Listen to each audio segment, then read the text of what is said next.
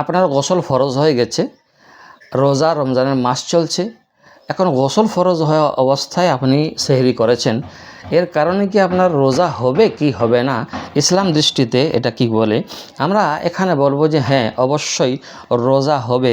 হাদিস থেকে প্রমাণ রয়েছে। হযরত আয়েশা সিদ্দিকা রাদিয়াল্লাহু তাআলা আনহা এবং উম্মে সালমা রাদিয়াল্লাহু তাআলা আনহা বর্ণনা করেন, রাসূলুল্লাহ সাল্লাল্লাহু আলাইহি ওয়াসাল্লাম কখনো স্ত্রীদের সাথে সম্পর্কের কারণে জানাবত অবস্থায় ফরজ পেতেন, তারপর তিনি গোসল করে রোজা রাখতেন। এই হাদিসটি রয়েছে সহিহ আল বুখারী ও সহিহ আল মুসলিমে।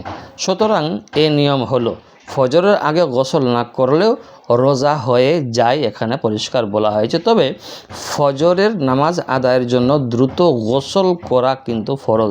ইচ্ছাকৃতভাবে নামাজে দেরি করা গুনাহ।